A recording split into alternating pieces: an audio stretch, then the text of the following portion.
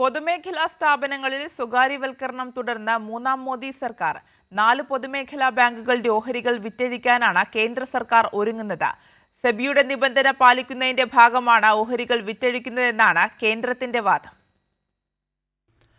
Central bank of India, Indian overseas bank, UCO bank, Punjab and Sindh bank എന്നിവയുടെ ഓഹരികൾ വിറ്റഴിക്കാനാണ് കേന്ദ്ര സർക്കാർ നീക്കം. ഇതിനായി അടുത്ത മാസം ധനമന്ത്രാലയം ക്യാബിനറ്റ് അനുമതി തേടുമെന്നാണ് സൂചന.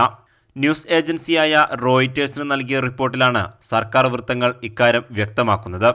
സെപ്റ്റംബർ അവസാനം വരെയുള്ള കണക്കനുസരിച്ച് സെൻട്രൽ ബാങ്ക് ഓഫ് ഇന്ത്യയിൽ 93% ഓഹരി പങ്കാളിത്തമാണ് കേന്ദ്ര സർക്കാരിനുള്ളത്. ഇന്ത്യൻ ഓവർസീസ് ബാങ്കിൽ 96.4%, യൂക്കോ ബാങ്കിൽ 95.4%, പഞ്ചാബ് ആൻഡ് സിന്ധ് ബാങ്കിൽ 98.3% പങ്കാളിത്തമുണ്ട്. ഓപ്പൺ മാർക്കറ്റിലൂടെ ഓഫർ ഫോർ സെയിൽ വഴിയായിരിക്കും ഓഹരി വിറ്റഴിക്കുക എന്നാണ് സൂചന. വിപണിയുടെ മാറ്റങ്ങൾക്കനുസരിച്ചാണ് ഓഹരി വിൽപ്പന നടത്തുക. അതേസമയം എത്ര ശതമാനം ഓഹരി വിറ്റഴിക്കുമെന്ന കാര്യത്തിൽ വ്യക്തത വരുത്തിയിട്ടില്ല. ലിസ്റ്റഡ് കമ്പനികളിൽ 25% പങ്കാളിത്തം പൊതുനിക്ഷേപകർക്കുണ്ടായിരിക്കണമെന്നാണ് സെബിയുടെ നിബന്ധന. എന്നാൽ 2026 വരെ ഈ നിബന്ധന പാലിക്കുന്നതിൽ നിന്ന് പൊതുമേഖലാ സ്ഥാപനങ്ങളെ ഒഴിവാക്കിയിട്ടുണ്ട് എന്നിരിക്കെയാണ് കേന്ദ്രത്തിന്റെ നടപടി.